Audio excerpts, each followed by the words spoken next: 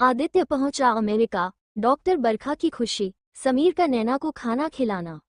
Doctor Barkha ने कहा, इसीलिए मैं चाहती हूं कि वह सच सामने आने से पहले पहले समीर की शादी हो जाए, वरना कहीं ऐसा ना हो कि समीर फिर से उस दलदल में फंस जाए। रेयांश ने कहा, ऐसा कभी नहीं होगा, मैं ऐसा होने ही नहीं दूंगा। तो डॉक्टर बरखा ने कहा, नैना बहुत अच्छी लड़की है। अब आगे तो डॉक्टर बरखा ने कहा, नैना बहुत अच्छी लड़की है और सच कहूं तो उस जैसी बहू पाकर तो मैं सच में खुशनसीब होगी।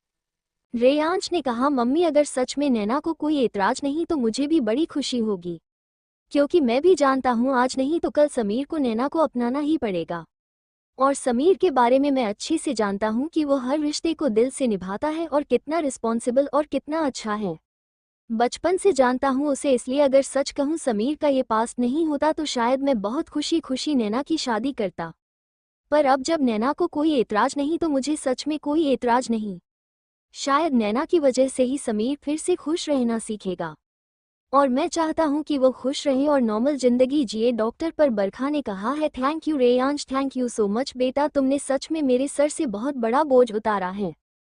श्री रेयांश ने कहा, पर अभी आप समीर से कोई बात मत करना, आप जानते हैं कि अगर अभी कुछ भी कहा तो वो कभी हाँ नहीं कहेगा, बल्कि उल्टा वो नैना से दूरियां बना लेगा और उसका टेम्परामेंट आप अच्छे से जानते हैं। तो बेटर है थोड़ा टाइम चुप रहकर नैना और समीर को करीब आने देते हैं, ताकि समीर और नैना एक दूसरे को समझ पाए। नैना ने चाहे हाँ कहा है, पर मैं चाहता हूँ फिर भी नैना समीर को अच्छे से समझे, उसे जाने, और उसके बाद अगर फिर भी वो समीर से शादी करने के लिए तैयार होती है तो मुझे कोई एतराज नहीं होगा। पर आंटी, हमें थोड़ा टाइम इन दोनों को देना होगा। डॉक्टर बरखा ने कहा, मैं भी चाहती हूँ कि नैना और समीर दोनों एक दूसरे को अच्छे से समझ ले, और वैसे भी समीर ने तो खुद नैना को अपने ऑफिस में काम करने के लिए इनवाइट किया है। मैं नैना से जल्द ही बात करूंगी। रियांश ने फिर यह बात सुनी कि समीर सच में चाहता है कि नैना उसकी फाइनेंस हेड बने, तो उसने कहा, इससे बढ़िया क्या हो सकता है, इससे उन दोनों को करीब रहने का मौका भी मिलेगा और एक दूसरे को जानने का भी। डॉक्टर बरखा भी बहुत खुश थी, उन्होंने कहा, हाँ रेयांश, अब मैं सच में बहुत खुश हूँ। प्री रेयांशु ने कहा, मैं आपकी मदद जरूर करूंगा, मैं भी चाहता हूं कि मेरा दोस्त और मेरी बहन दोनों बहुत खुश रहे। नैना ने हमारी बहुत मदद की है, क्योंकि जिज्ञासा ने आपको बताया था कि नैना की वजह से ही उसे पता चला है कि रागिनी को हॉट की जरूरत है, और तभी जिज्ञासा ने यह फैसला लिया। और नैना शुरू से लेकर अब तक हमारे साथ खड़ी रही, इसीलिए शायद नैना खुश रहेगी तो जिज्ञासा की आत्मा को भी शांति मिलेगी, क्योंकि जिज्ञासा नैना को ही अपना परिवार समझती थी। उसने सिर्फ उसे हक दिया था अपनी चिता को अग्नि देने का, इससे शायद जिज्ञासा का एहसान हम कुछ हद तक उतार पाएंगे। फिर कुछ बात करने के बाद रेयांश और बरखा बाहर आ गए। बाहर आकर उन्होंने देखा कि समीर अपने डैड और रेयांश के पापा के साथ बैठा कुछ खा रहा था और उसके हाथ में ड्रिंक था। उधर उसने नैना की तरफ देखा जो जिज्ञासा को अपनी मेहंदी दिखा रही थी, पर नैना उतनी खुश नहीं थी, वह काफी कुछ सोच रही थी, उसके मन में अभी भी चल रहा था। रेयांश को लगा कि शायद नैना समीर के बारे में सोच रही है, क्योंकि उसने देखा था कि नैना की नज़र पहले समीर पर थी और वो समीर को देखकर कुछ सोच रही थी। दरअसल नैना समीर की हेल्प लेना चाहती थी आदित्य के मामले में। रेयांश रागिनी के पास आया और बोला, दिखाओ मेहंदी। तो रागिनी ने अपनी मेहंदी दिखाई कि इधर डॉक्टर बरखा ने भी हल्की हल्की मेहंदी लगवाई थी। फिर श्रीमती सिंघानिया ने कहा कि अब आप सारे जेंट्स मिलकर सिर्फ ड्रिंक ही करेंगे या हमें भी कुछ खिलाएंगे, हम कब से भूखे बैठे हैं, हाथों में मेहंदी है। तो मिस्टर सिंघानिया हंसते हुए आए और बोले, बिल्कुल, आपकी सेवा में ये दास हाजिर है। सब हंसने लगे। श्री ओबरॉय ने कहा, मिस्टर सिंघानिया, आपको लगता है चढ़ गई हैं? तो मिस्टर सिंघानिया ने कहा, अरे ये तो मेरी बीवी की खूबसूरती का नशा है जो कभी उतरता ही नहीं। श्रीमती सिंघानिया ने कहा, आप भी ना सच में बहुत मजाक करते हैं। तो उन्होंने कहा, बीवी तुम्हारे सामने मैं दारू पीकर ही तो बोल सकता हूँ, आगे पीछे तुम कहाँ कुछ बोलने देती हो। अब रागिनी और नैना भी हंस रहे थे। इस श्री ओबरॉय ने कहा, आप कम से कम दारू भी कर तो अपनी बीवी के सामने बोल सकते हैं, मेरी बीवी तो इतनी खूंखार है, मैं दारू पीकर तो उसके सामने बिल्कुल नहीं बोल सकता, 1 मिनट में सारा नशा उतार देती हैं। डॉक्टर बरखा ने कहा, हो तो आप मेरे बारे में ये सोचते हैं। समीर ने कहा, मम्मा अभी आपको पता ही नहीं डैड आपके बारे में क्या क्या सोचते हैं, आपका नाम इन्होंने हिटलर, वैम्पायर और पता नहीं क्या क्या रखा है। श्री ओबरॉय ने समीर के कान खींचे और बोले, तू हमेशा मेरी बीवी के सामने मेरी बुराई करता है और हमारे बीच में लड़ाई लगवाता है, सच में कभी कभी तो ऐसा लगता है तू मेरा बेटा ही नहीं। समीर ने कहा था, मैं आपका नहीं मम्मी का बेटा हूँ और मैं हमेशा उन्हीं का साथ दूंगा। आपकी यही बेटी है ना हमेशा आपकी तरफ से बोलने वाली। तो रागिनी वो चुप थी, पर अब सब रागिनी को देख रहे थे। रागिनी ने कहा, हाँ हाँ बिल्कुल, खबरदार भैया, आपने मेरे पापा के बारे में कुछ भी कहा। श्री ओबरॉय ने कहा, बस बेटी, पहले तो तुम इतना कुछ सुना देती थी, किसी को अपने आगे बोलते नहीं देती थी, और अब। तो समीर ने कहा, क्योंकि अब आपकी बेटी की कल शादी है, इसीलिए उसे पता है कि वो सबसे ज्यादा अपने भाई को मिस करने वाली है। क्यों मेरी जान। जैसे ही उसने ये कहा, मिस्टर ओबरॉय और डॉक्टर बरखा की आंखों में आंसू आ गए। मी ओबरॉय ने कहा, ये बात तो है, कल मेरी बेटी पराई हो जाएगी। मिस्टर सिंघानिया ने जल्दी से मिस्टर ओबरॉय को पकड़ा और बोला, अरे पराई कहाँ होगी, यह लोग तो घूमते रहेंगे। रेयांश का बिजनेस तो ज्यादातर अमेरिका में है। मुझे तो ऐसा लगता है मेरा बेटा पराया होगा। फिर समीर ने कहा, प्लीज अब यह इमोशनल बातें मत करो, वरना सबके सब रोने लगेंगे। चलो चलो इन औरतों को भी खाना खिलाओ। डॉक्टर बरखा ने कहा, व्हाट डू यू मीन की औरतें? हम सब लड़कियां हैं। समीर ने कहा, लड़कियां? आप अपने आप को लड़की समझते हो? अरे नहीं नहीं मम्मी जी, अभी तो आप 16 साल की बच्ची हो, अभी तो आपकी जवानी शुरू हुई है। डॉक्टर बरखा ने का बहुत बोलने लगा है, तो एक बार मेहंदी उतर जाए उसके बाद तुझे मजा चखाती हूँ। समीर ने कहा, वही तो, आज तो खुलकर बोल सकते हैं, क्योंकि आज कोई भी औरत किसी मर्द को नहीं पीट सकती। तो पापा जी, जो बोलना है बिंदास बोल लो, आज मौका है हमारे पास। श्री सिंघानिया ने कहा, समीर बस मेहंदी उतरने तक मौका है, और उसके बाद कितने सालों तक इसका बदला लिया जाएगा, उसकी सोच सोच कर भी दिल कांप रहा है। इससे अच्छा है जो अरमान है अपने मन में ही रखो और औरतों को जल्दी से खाना खिलाओ। फिर सबने हाँ हाँ कहते हुए प्लेट पड़ी और अपनी अपनी बीवी के लिए खाना लाने लगे। नैना अपनी मेहंदी को देख रही थी, पर उसका ध्यान सारा आदित्य की तरफ था। जिज्ञासा ने उसे एक दो बार पूछा कि वो चुप चुप क्यों है और उदास भी। तो नैना ने यही कहा, कुछ नहीं, वो शादी की भाग दौड़ में थोड़ा थक गई है। इसीलिए जिज्ञासा को भी लगा कि हाँ, क्योंकि समीर के साथ नैना भी काफी हेल्प कर रही थी, सुबह से वह भी सारे अरेंजमेंट देख रही थी। यहाँ तक कि उसे तैयार होने का भी टाइम नहीं मिला और वे बेचारी जल्दी जल्दी तैयार होकर आई थी। इधर डॉक्टर बरखा ने जैसे ही देखा कि नैना वैसे ही बैठी है, उन्होंने कहा, समीर सब खाना ला रहे हैं और नैना भी तो देखो भूखी बैठी है। जाओ जल्दी से प्लेट में खाना डालकर लाओ और नैना को खिलाओ। नैना ने कहा, नहीं नहीं आंटी जी, मैं ठीक हूँ, मेहंदी सूख जाए उसके बाद मैं खाना खा लूंगी। तो रेयांश ने कहा, नहीं नहीं, मेरी बहन सारे अरेंजमेंट देख रही है, उसने लंच भी अच्छे से नहीं किया। जाओ समीर, मैं तुम्हारी बहन को खाना खिला रहा हूँ, तुम मेरी बहन को खिलाओ।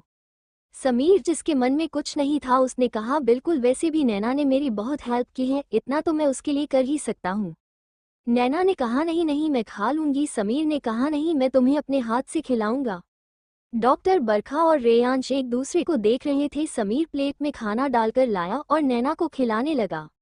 नैना ने जैसे ही देखा कि समीर चिकन डालकर लाया है, उसने कहा, समीर, मैं नॉनवेज नहीं खाती। समीर ने कहा, व्हाट, तुम नॉनवेज नहीं खाती, तो फिर क्या खाती हो? नैना ने कहा, कुछ भी, पर वेजिटेरियन। इस समीर ने कहा, सच में नैना, अगर तुम्हारी शादी किसी नॉन वेजिटेरियन से हुई तो कैसे सरवाइव करोगी? रेयांश ने कहा, तो इसमें क्या है, इसका पति वेजिटेरियन बन जाएगा। समीर ने कहा, हाँ, अगर वह नैना से दिल से प्यार करता होगा तो पक्का इसके लिए वेजिटेरियन बन जाएगा। डॉक्टर बरखा ने कहा, समीर, अगर कल को तुम्हें कोई ऐसी लड़की मिले जिससे तुम बहुत प्यार करो, तो क्या तुम उसके लिए वेजिटेरियन बनोगे? तो समीर के हाथ वहीं पर थम गए, उसने डॉक्टर बरखा की तरफ देखा। रेयांश ने बात को संभालते हुए बोला, चलो चलो, बहुत हो गई बातें, अब जल्दी से खाना खाओ और सो जाओ, सुबह फिर से जल्दी उठना है। समीर नैना के लिए दाल और सब्जी लेने चला गया। इधर रागिनी ने जैसे ही देखा कि रेयांश भी अपनी प्लेट में चिकन लेकर आया है, उसने भी कहा, मैं भी चिकन नहीं खाती। तो अब सब हैरान थे, सबने एकदम से एक दूसरे की तरफ देखा। उन्होंने कहा, व्हाट? डॉक्टर बरखा ने कहा, रागिनी, ग्रिल चिकन तो तुम्हारा फेवरेट है। फिश चिकन के अलावा तो तुम खाती ही नहीं, तुम्हें तो सब्जियां ऐसी लगती हैं जैसे तुम घास फूस खा रही हो।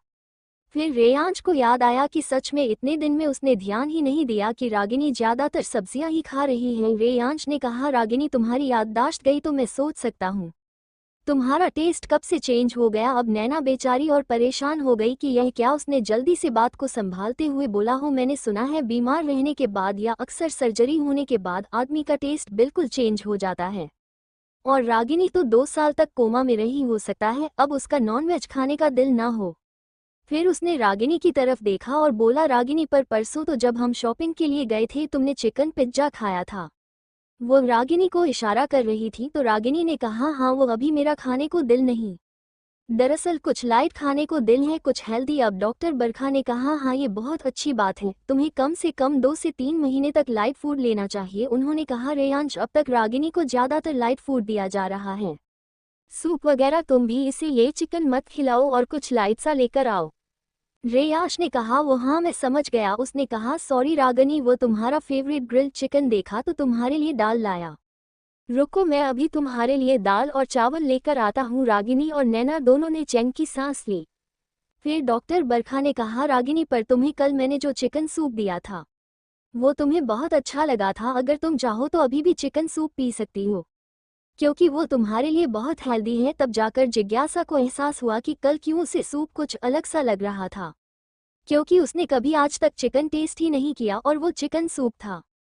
और जिज्ञासा से जब डॉक्टर बरखा ने पूछा तो जिज्ञासा ने कहा उसे ये सूप बहुत अच्छा लग रहा है, बिल्कुल डिफरेंट। जिज्ञासा ने अपनी आंखें बंद की है भगवान ये क्या हो गया, कहा मैं महादेव की भक्त और कहा मैंने चिकन सूप पी लिया। वो मन ही मन भगवान से माफी मांग रही थी। नैना की हंसी छूट गई। जो जिज्ञासा नैना को भी कभी अंडा नहीं खाने देती थी कि अंडे में भी किसी की जान होती है, वो जिज्ञासा चिकन सूप पी रही है और बड़े मजे ले लेकर नैना ने धीरे से जिज्ञासा के कान में कहा, मेरा अंडा और चिकन भी तूने छुड़वाया था ना? याद है तू बचपन में बोलती थी कि अंडे और चिकन में किसी की जान होती है। जिज्ञासा ने गुस्से से नैना को देखा कि चुप कर, जले पर नमक मत छिड़क। इधर समीर भी नैना के लिए दाल मखनी, पनीर और पराठा ले आया। उसने कहा, मैडम अब ठीक है या कुछ और लाओ? नैना हंसी और बोली, नहीं, पनीर और दाल मखनी मेरी फेवरेट है। तो समीर ने कहा, थैंक गॉड, वरना मुझे फिर से जाना पड़ता। समीर नैना को बड़े प्यार से खाना खिला रहा था और उससे बीच बीच में बात भी कर रहा था। नैना का ध्यान समीर की तरफ था, वह कुछ सोच रही थी और समीर बीच बीच में टिश्यू लेकर नैना का मुंह भी पोंछता। रेयांश और डॉक्टर बरखा की नज़र समीर और नैना पर ही थी।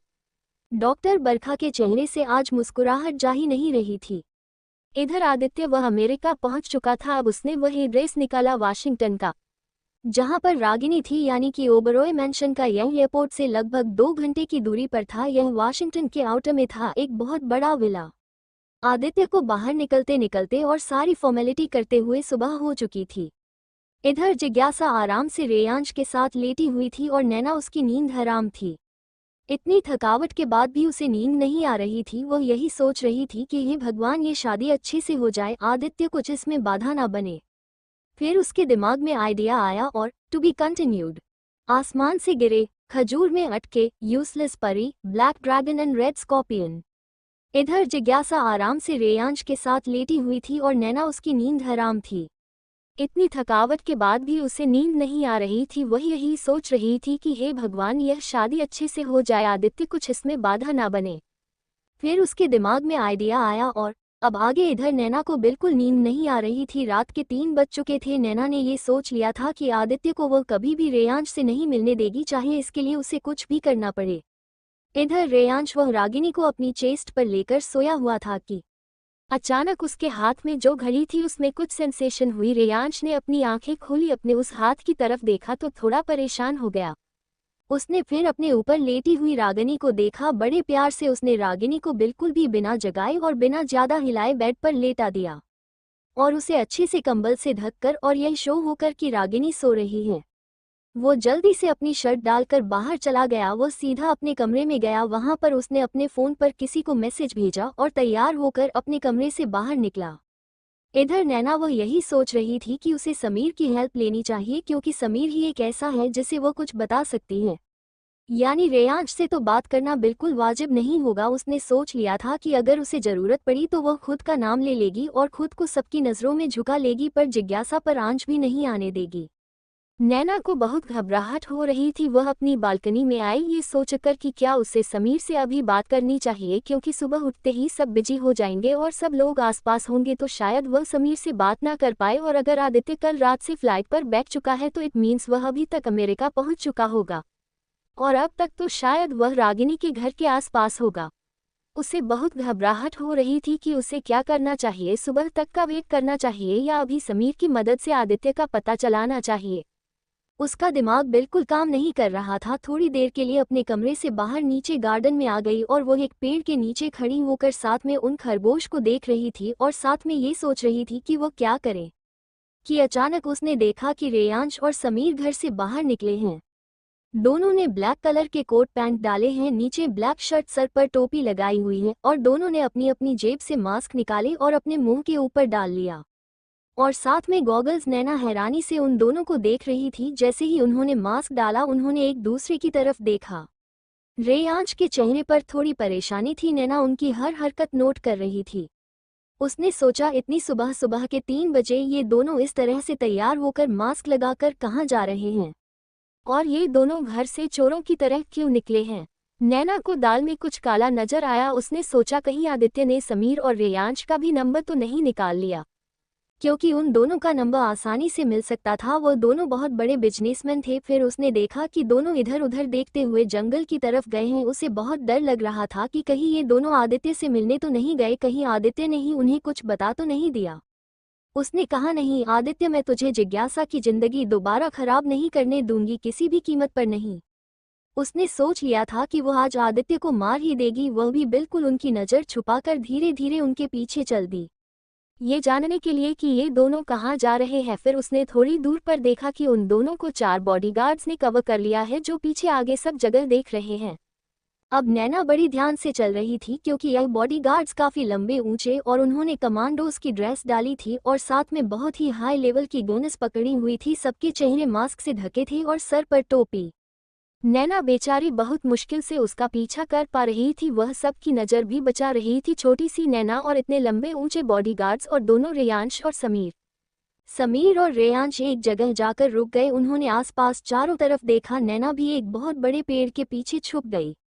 वह भी इधर उधर सब जगह ध्यान दे रही थी कि कोई उसे देख ना ले। जैसे ही समीर और रेयांश शो हो गए कि उनके पीछे अब कोई नहीं है, उन्होंने एक आदमी को इशारा किया तो वह आदमी उनका इशारा पाकर उसने अपने मुंह से एक विसल बजाई। जैसे ही उसने विसल बजाई कि अचानक पेड़ों के ऊपर से और साइड से 5 से 6 लोग रेयांश और समीर के सामने आकर अपने एक घुटने पर बैठ गए और उन सब ने एक ही स्वर में बोला, welcome black dragon and red scorpion. Naina वह तो हैरानी से सबको देख रही थी कि यह क्या ब्लैक ड्रैगन और रेड स्कॉर्पियन।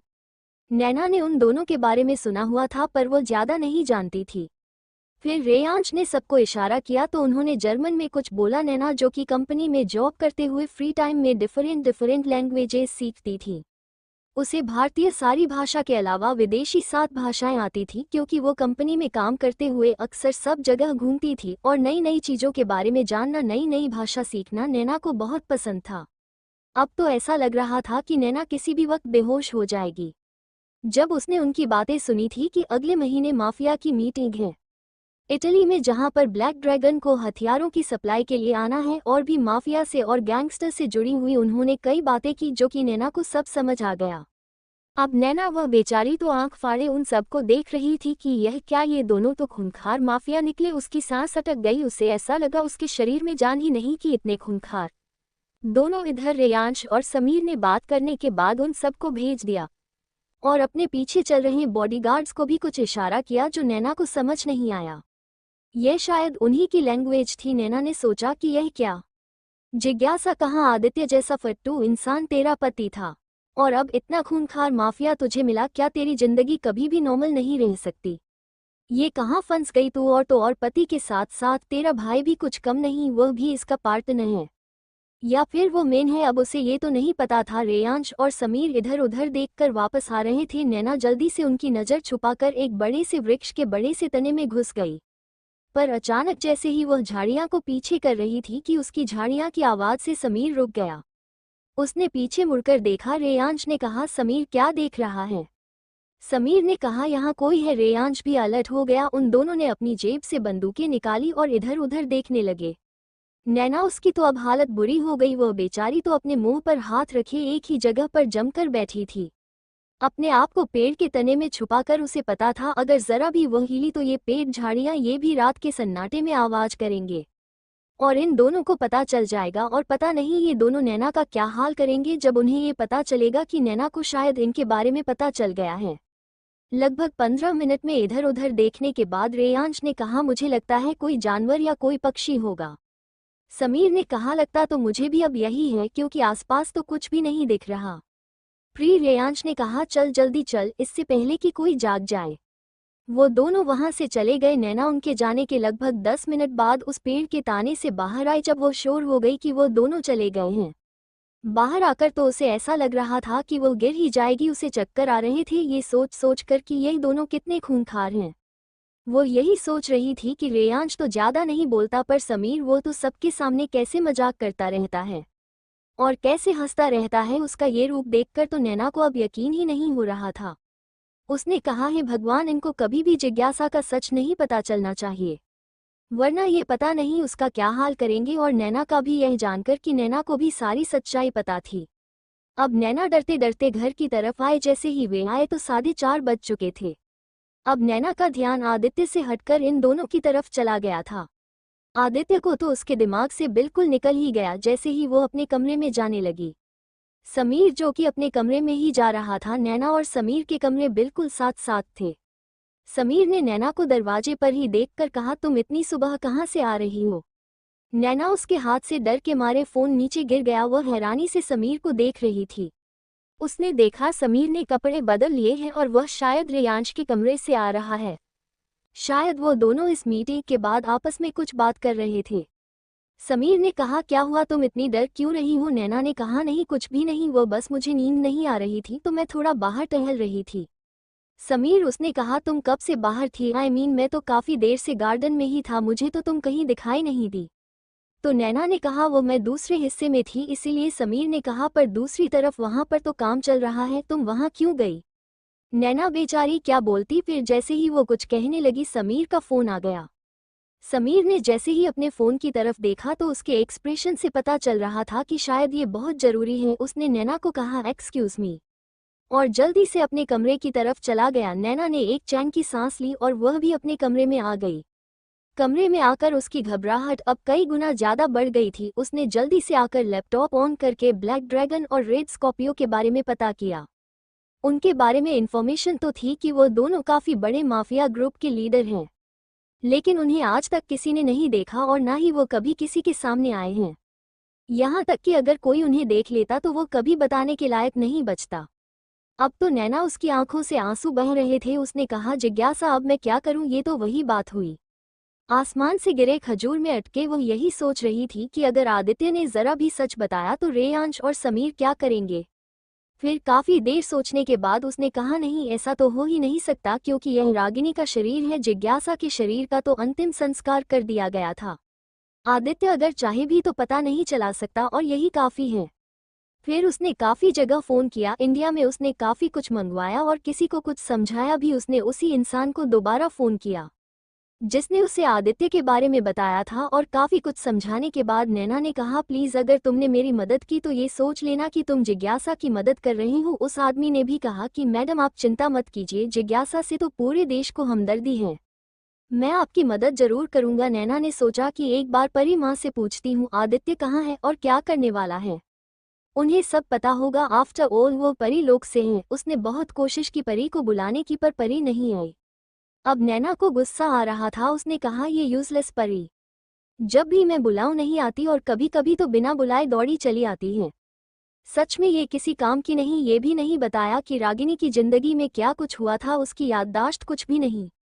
जिज्ञासा बेचारी हर बात पर फंस जाती है। इधर वो परी लोक में अपने ध्यान में बैठी थी कि अचानक उसे इतनी ज्यादा कोई कोस रहा था। उसकी आंखें खुली जैसे ही उसे पता चला कि नैना फिर से उसे गालियां दे रही है। उसे बहुत गुस्सा आया। उसने कहा यह नैना की बच्ची कभी नहीं सुधरेगी, परी लोक में आने के ख्वाब देखती है और परियों को ही गाली देती रहती है।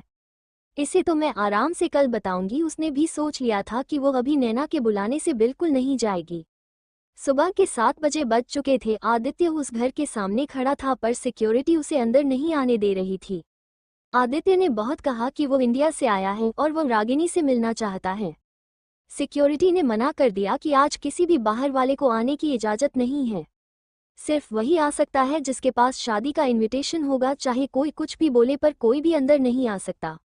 आदित्य ने देखा सिक्योरिटी बहुत ज्यादा टाइट है। अगर उसने ऐसा वैसा कुछ भी अभी कहा तो शायद जो वो सोच रहा है वो कभी नहीं कर पाएगा। वो वही उस घर से थोड़ी दूर पर सब पर नजर रख रहा था और ये देख रहा था कि वो अंदर कैसे जाए क्योंकि उसके पास इनविटेशन नहीं है और कोई भी उसे अंदर जाने नहीं दे रहा। इधर रेयांश ने जिज्ञासा को उठाया और बोला, मेरी जान अब रेडी हो जाओ क्योंकि 10 बजे का मुहूर्त है, तुम तो घोड़े बेचकर सो रही हो। जिज्ञासा ने पासा पलटते हुए बोला, रेयांश प्लीज थोड़ी देर सोने दीजिए। रेयांश ने कहा, आज तुम कैसे सो सकती हो, आज तो हमारे बरसों का सपना पूरा हो रहा है। To be continued. आदित्य पहुंचा घर। जिज्ञासा आदित्य की शुक्रगुजार, ये शादी नहीं हो सकती। बोला, मेरी जान अब रेडी हो जाओ क्योंकि 10 बजे का मुहूर्त है, तुम तो घोड़े बेचकर सो रही हो। जिज्ञासा ने पासा पलटते हुए बोला, रेयांश प्लीज थोड़ी देर सोने दीजिए। रेयांश ने कहा, आज तुम कैसे सो सकती हो, आज तो हमारे बरसों का सपना पूरा हो रहा है, अब आगे। रेयांश ने कहा, बिल्कुल भी नहीं, आज ना मैं खुद लेट होगा और ना मैं तुम्हें होने दूंगा क्योंकि आज वो सपना पूरा हो रहा है जिसके लिए मैं पल पल तरसा हूं। तुम सोच भी नहीं सकती इस दिन के लिए मैंने कितना इंतजार किया है। रागिनी अब वैसे ही रेयांश की तरफ पीठ करके अपनी आंखों को खोलकर सामने देख रही थी। रेयांश ने फिर रागिनी के पीछे से ही उसकी पीठ पर हल्का सा किस करते हुए बोला, रागिनी मैं अक्सर यह सपना देखता था कि हम दोनों की शादी हो रही है, मैं तुम्हारी मांग में सिंदूर भर रहा हूँ और फिर तुम पूरी तरह से मेरी हो गई। सच में बस भगवान से यही दुआ करता था कि अगर जिंदगी में कभी कोई अच्छा कर्म किया है तो तुम्हें ठीक कर दो और जल्द से जल्द हम दोनों की लाइफ वैसे ही नॉर्मल हो जाए। रागिनी की अब आंखें भरी हुई थी क्योंकि यह सपना तो जिज्ञासा भी बहुत बार देखती थी और आदित्य को जब वो बताती थी तो आदित्य कहता था, ऐसे यूजलेस सपना तुम्हें ही आते हैं, तुम मेरी बीवी बनकर रह तो रही हो, बाहर सबको बताने से क्या फर्क पड़ेगा। और रेयांश उसने पल पल उसका इंतजार किया। फिर रेयांश ने रागिनी को पलटा तो उसकी आंखों में आंसू देखकर उसने कहा, क्या हो गया तुम्हें, तुम रो क्यों रही हो। रागिनी जल्दी से उठकर बैठ गई और बोली, नहीं वो बस आपकी बातें सुनकर। रागिनी ने आगे बढ़कर रेयांश को कसकर गले से लगा लिया। रेयांश ने भी वैसे ही रागिनी को गले से लगाया और बोला, मेरी जान अब जल्दी से उठ जाओ, सच में इंतजार नहीं हो रहा, उस पल का इंतजार कर रहा हूँ जब वो घड़ी आए और तुम पूरी तरह से मेरी हो जाओ।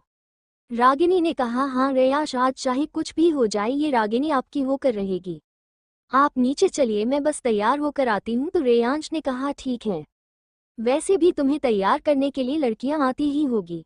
रेयांश रागिनी के माथे को चूमकर बाहर चला गया। रागिनी कितनी देर बैठकर यही सोचती रही, कितना फर्क है आदित्य और रेयांश में। आदित्य ने कभी उसकी परवाह ही नहीं की उसे क्या चाहिए। 5 साल तक वो उसे अंधेरे में रखता रहा और शादी करने के नाम पर अपनी सारी बानों बातें मनवाता रहा, यही उम्मीद देकर कि वो उससे शादी करेगा। जिज्ञासा ने कहा, आदित्य इस बात के लिए मैं हमेशा तुम्हारा शुक्रिया अदा करूंगी, अगर तुम मुझे जंगलों में नहीं छोड़ते तो शायद परी मुझे कभी नहीं मिलती और यह जिंदगी भी मुझे कभी नहीं मिलती। इस बात के लिए मैं तुम्हारा और राखी की हमेशा शुक्रगुजार रहूंगी।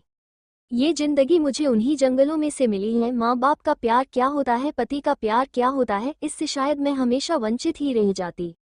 अभी रागिनी वही सोच रही थी कि उसका दरवाजा किसी ने खटखटाया। रागिनी ने उठकर दरवाजा खोला तो वो 2 लड़कियां थीं जो रागिनी को तैयार करने के लिए आई थी और साथ में डॉक्टर बरखा। उनके हाथ में एक बहुत बड़ा बैग था जो वो बड़ी मुश्किल से उठाकर ला रही थी। उन्होंने जल्दी से रागिनी को पीछे किया, अंदर जाकर वो बैग टेबल पर रखा और बोला, तुम अभी उठी हो, अभी तक तुम नहाए नहीं, तुम्हें नहीं पता आज क्या दिन है। डॉक्टर बरखा के चेहरे पर खुशी और जल्दबाजी देखकर रागिनी को बड़ा अच्छा लगा। उसने जल्दी से आगे बढ़कर उनको गले से लगाया और बोला, बस माँ मैं टाइम पर रेडी हो जाऊंगी, आप बिल्कुल घबराए मत। और उसने डॉक्टर बरखा के गालों पर किस किया और बोला, मेरी प्यारी माँ thank you so much. Doctor Barkha ने कहा, शुक्र है आज तुम पहले जैसी रागिनी वाली हरकतें कर रही हो, वरना कितने दिनों से चुप चुप थी और दूर दूर रहती थी। रागिनी ने कहा, नहीं अब मैं समझ गई हूँ, इसीलिए मैं जल्दी से नहा कर आती हूँ। डॉक्टर बरखा ने कहा, समझ गई हूँ। रागिनी फटाफट बाथरूम में चली गई। उन्होंने कहा, पागल है ये लड़की।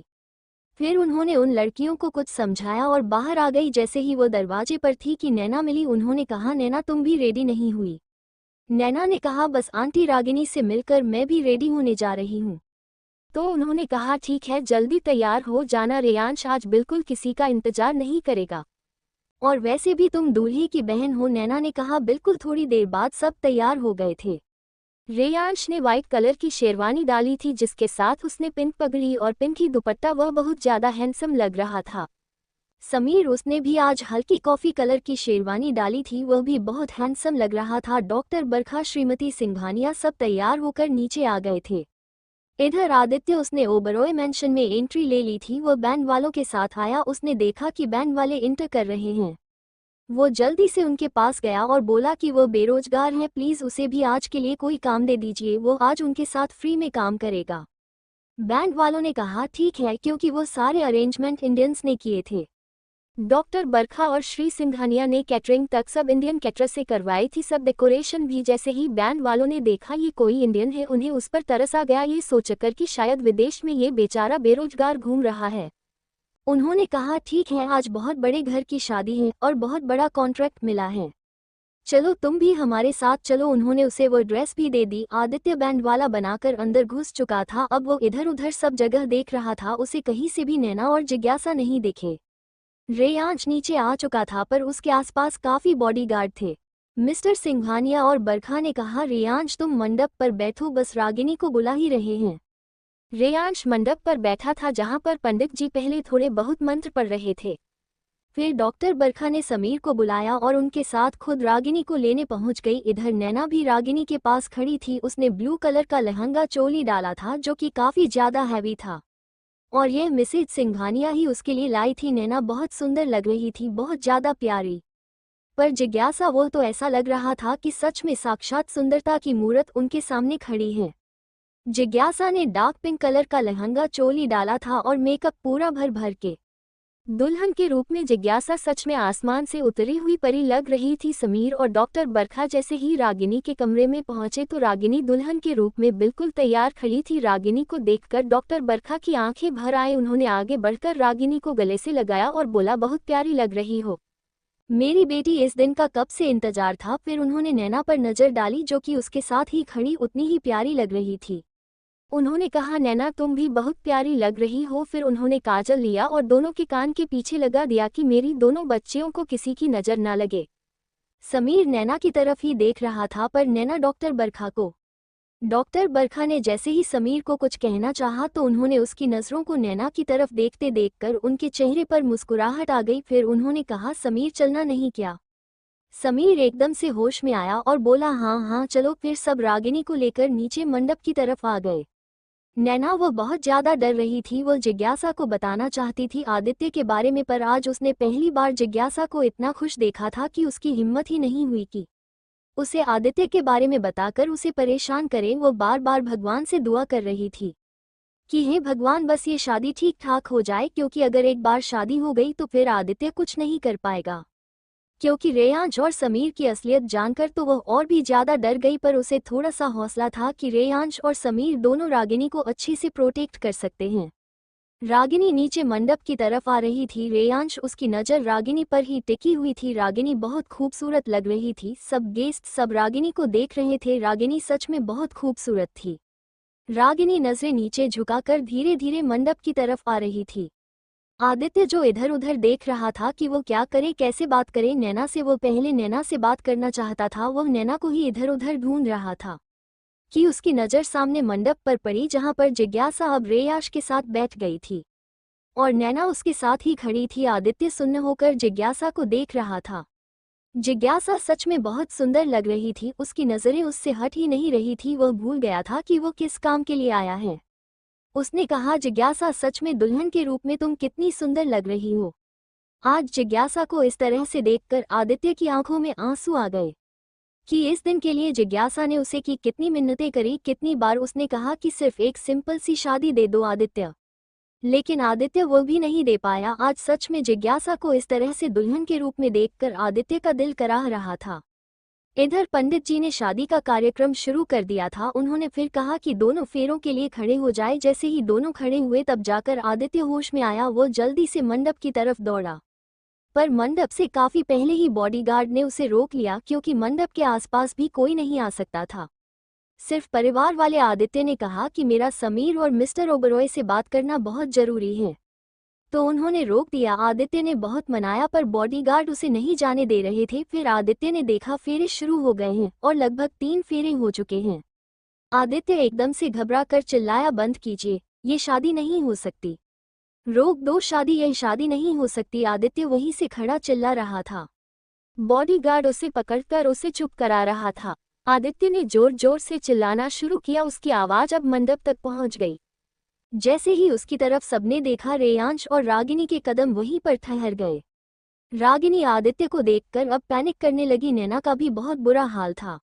नैना ने जिज्ञासा की तरफ देखा। उसने जल्दी से जिज्ञासा को पकड़ा और उसके कान में बोला, प्लीज कुछ भी रिएक्ट मत करना, क्योंकि रागिनी आदित्य से कभी नहीं मिली। प्लीज हिम्मत रख, मैं हूं। डॉक्टर बरखा ने आदित्य को देखकर कहा, ये यहाँ क्या कर रहा है? समीर ने कहा, मोम यह वो जिज्ञासा का पति है ना? अब जिज्ञासा बहुत ज्यादा घबरा रही थी, पर नैना उसने उसका हाथ कस के पकड़ा हुआ था। फिर नैना जल्दी से समीर के पास आई और बोली, समीर आपको मेरी हेल्प करनी होगी प्लीज। समीर ने कहा, क्या हुआ नैना? तो नैना ने कहा, आप मेरे साथ चलिए। डॉक्टर बरखा, श्री सिंघानिया सब ने कहा कि यह यहाँ क्यों आया है और यह जेल से कब छूटा? रेयांश ने कहा, पता नहीं, जेल से ये तो तभी छूट गया था, लेकिन ये यहाँ क्या करने आया है? जैसे ही रेयांश जाने लगा, समीर ने उसे रोका और बोला, रेयांश फेरों के बीच में तू मत जा, यह अशुभ है। तुम लोग शादी कंप्लीट करो, मैं और नैना इससे बात करके आते हैं। डॉक्टर बरखा ने कहा, हाँ समीर ठीक कह रहा है, इस तरह से फेरों के बीच में रेयांश को नहीं जाना चाहिए। अब ये शादी कंप्लीट हो जाएगी तभी ये दोनों जाएंगे। समीर ने कहा, हाँ मॉम घबराइए मत, ये शादी नहीं रुकनी चाहिए। नैना की सांस में सांस आई कि शुक्र है समीर ने कुछ समझदारी दिखाई। फिर वो नैना को लेकर आदित्य की तरफ आया। उसने अपने बॉडीगार्ड को कहा कि इसे साइड पर लेकर आओ। वो उसे घसीटते हुए दूसरी तरफ ले गए जहां पर कोई नहीं था। जैसे ही वह उसे वहां लाए, समीर ने गुस्से से आदित्य का कॉलर पकड़ा और बोला, तू यहाँ क्यों आया है? तेरी हिम्मत भी कैसे हुई इतना कुछ करने के बाद भी मेरे परिवार के सामने आने की? आदित्य ने समीर से अपना कॉलर छुड़वाया और बोला, मैं यहाँ क्यों आया हूँ इस नैना से पूछो, क्योंकि यह सब जानती है। नैना ने कहा, क्या बकवास कर रही हूँ, क्या जानती हूँ मैं? तो आदित्य ने कहा, क्या तुम्हें नहीं पता कि रागिनी जिज्ञासा है? तुम तो अच्छे से जानती हो, फिर क्यों छुपा रही हो? ये शादी इल्लीगल है क्योंकि जिज्ञासा मेरी पत्नी है। नैना ने जोरदार थप्पड़ आदित्य के मुंह में मारा और बोला, तुझे शर्म नहीं आ रही? कम से कम जिज्ञासा इस दुनिया से जा चुकी है, अब तो कुछ शर्म कर ले। अभी भी तू जिज्ञासा का पीछा नहीं छोड़ रहा? समीर ने कहा, नैना लातों के भूत बातों से नहीं मानते। उसने फिर आदित्य को कसकर पकड़ा और बोला, देख, चाहे कानून ने तुझे सजा नहीं दी, पर इसका मतलब यह नहीं कि हम भी तुझे कोई सजा नहीं देंगे। तेरे लिए यही अच्छा है कि तू यहाँ से दफा हो जा, वरना तेरा क्या हाल होगा तू सोच भी नहीं सकता। फिर आदित्य ने कहा, मैं ये प्रूफ कर सकता हूँ कि तुम्हारी बहन रागिनी मेरी पत्नी जिज्ञासा है। नैना ने कहा कि क्या बदतमीजी है, क्यों झूठ बोल रहा है? जिज्ञासा मर चुकी है, सबने अपनी आंखों से देखा, और अब तू जिज्ञासा को मारने के बाद अब रागिनी की तरफ आया है। तुझे जरा भी शर्म नहीं आ रही? आदित्य ने कहा, रुको मैं दिखाता हूँ तुम्हें कुछ। फिर आदित्य ने अपना फोन दिया और समीर को कुछ दिखाया। नैना की आंखें हैरानी से बड़ी हो गई। समीर फोन को ही देख रहा था, उसकी आंखों में गुस्सा बढ़ रहा था। नैना डर के मारे समीर को देख रही थी और आदित्य, उसने कहा, देखा, मैंने कहा था ना कि रागिनी ही जिज्ञासा है, अब तो तुम्हें पता चल गया। To be continued.